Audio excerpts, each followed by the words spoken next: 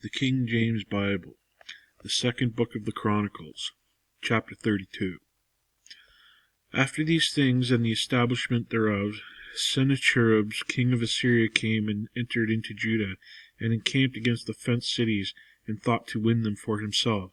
And when Hezekiah saw that Sennacherib was come, and that he was proposed to fight against Jerusalem, he took counsel with the princes and the mighty men to stop the waters of the fountains which were without the city, and they did help him.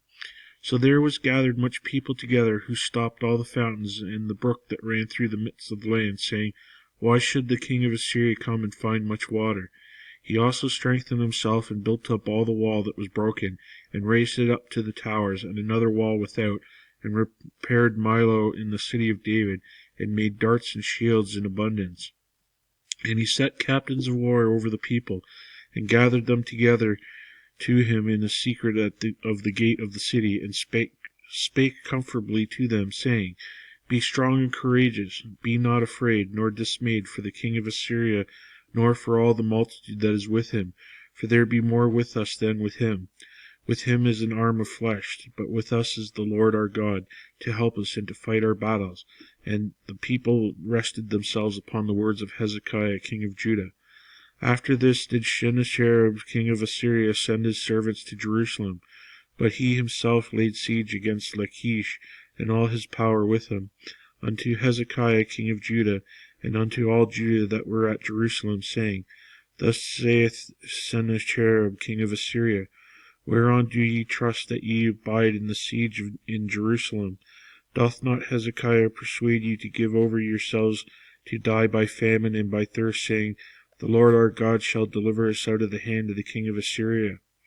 Hath not the name Hezekiah taken away his high places and his altars, and commanded Judah and Jerusalem, saying, Ye shall worship before one altar, and burn incense upon it? Know ye not what I and my fathers have done unto all the people of other lands? Were the gods of the nations of those lands any ways able to deliver their lands out of mine hand? Who was there among all the gods of those nations that my fathers utterly destroyed, that could deliver his people out of mine hand, that your God should be able to deliver you out of mine hand? Now therefore let not Hezekiah deceive you, nor persuade you on this manner, neither yet believe him, for no God of any nation or kingdom was able to deliver his people out of mine hand, and out of the hand of my fathers. How much less shall your God deliver you out of mine hand? And his servants spake yet more against the Lord God, and against his servant Hezekiah. He wrote also letters to rail on the Lord God of Israel, and to spake against him, saying, As the gods of nations of other lands have not delivered their people out of mine hand, so shall not the God of Hezekiah deliver his people out of my hand. Then they cried with a loud voice in the Jews' speech until the people of Jerusalem that were on the wall to affright them, and to trouble them, that they might take the city. And they spake against the God of Jerusalem as against the gods of the people of the earth, which were the work of the hands of men. And for his cause Hezekiah the king and the prophet Isaiah the son of Amoz prayed and cried to heaven. And the Lord sent an angel, which cut off all the mighty men of valor, and the leaders and the captains in the camp of the king of Assyria. So he returned with shame of face to his own land. And when he had come into the house of his God, that they came forth, and his own bowels slew him there with the sword. Thus the Lord saved Hezekiah and the inhabitants of Jerusalem from the hand of Sennacherib the king of Assyria, and from the hand of the other guided them on every side. And many brought gifts unto the Lord to Jerusalem, and presents to Hezekiah king of Judah, so that he was magnified in the sight of all nations from thenceforth. In those days Hezekiah was sick to death, and prayed unto the Lord, and he spake unto him, and he gave him a sign. But Hezekiah rendered not again according to the benefit done unto him, for his heart was lifted up. Therefore there was wrath upon him, and upon Judah and Jerusalem. Notwithstanding Hezekiah humbled himself for the pride of his heart, both he and the inhabitants of Jerusalem, so that the wrath of the Lord came not upon them in the days of Hezekiah. And Hezekiah was exceeding much riches and honor, And he made himself treasuries of silver and for gold, and for precious stones, and for spices, and for shields, and for all manner of pleasant jewels. Storehouses also for the increase of corn and wine and oil, and stalls for all manner of beasts, and cotes for flocks. Moreover, he provided him cities and possessions of flocks and herds in abundance, for God had given him sustenance on very much. This same Hezekiah also stopped in the upper watercourse of Gihon, and brought it straight down to the west side of the city of David, and Hezekiah prospered in all his works. Howbeit in the business of ambassadors of the prince of Babylon, who sent unto him to inquire of the wonder that he had done in the land, God left him to try him, that he might know all that was in his heart. Now the rest of the acts of Hezekiah and his goodness, behold, they are written in the vision of Isaiah the prophet, the son of Amoz, and in the book of the kings of Judah and Israel. And Hezekiah slept with his fathers, and they buried him in the chiefest of the sepulchres of the sons of David. And all Judah and the inhabitants of Jerusalem did honor him at his death. And Manasseh the son of his son reigned in his stead. Chapter 33. Manasseh was 12 years old when he began to reign, and he reigned 55 years in Jerusalem, but did that which was evil in the sight of the Lord, like unto the abominations of the heathen, whom the Lord had cast out before the children of Israel.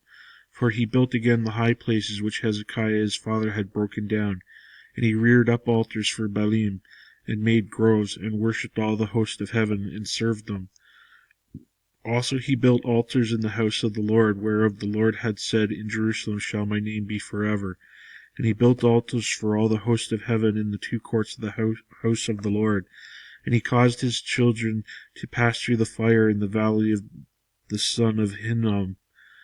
Also he observed times, and used enchantments, and used witchcraft, and dealt with a familiar spirit, and with wizards. He wrought much evil in the sight of the Lord, to provoke him to anger.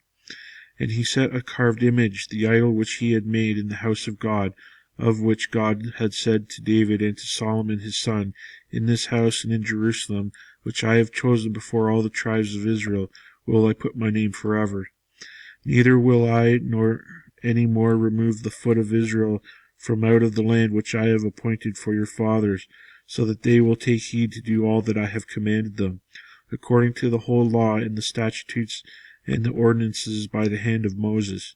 So Manasseh made Judah and the inhabitants of Jerusalem to err and to do worse than the heathen, whom the Lord had destroyed before the children of Israel.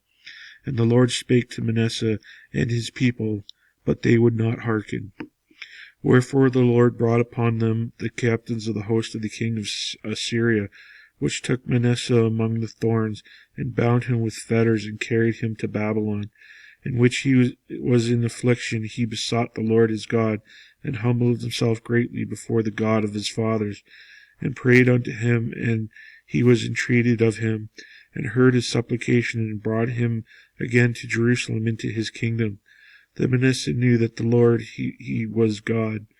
Now after this he built a wall without the city of David, on the west side of Gihon in the valley, even to the entering at the fish gate, and compassed about the Ophel, and raised it up to a very great height, and put captains of war in all the fenced cities of Judah. And he took away the strange gods and the idol out of the house of the Lord, and all the altars that he built in the mount of the house of the Lord, and in Jerusalem, and cast them out of the city. And he repaired the altar of the Lord, and sacrificed thereon peace offerings and thank offerings, and commanded Judah to serve the Lord God of Israel. Nevertheless the people did sacrifice still in the high places, yet unto the Lord their God only.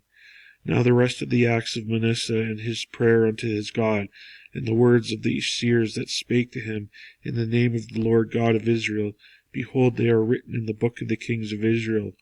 His prayer also, and how God was entreated of him, and all his sins, and his trespasses, and the places wherein he built high places, and set up groves and graven images, before he was humbled, behold, they are written among the sayings of the seers.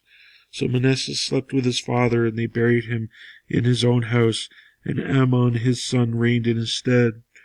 Amon was 22 years old when he began to reign, and he reigned 2 years in Jerusalem.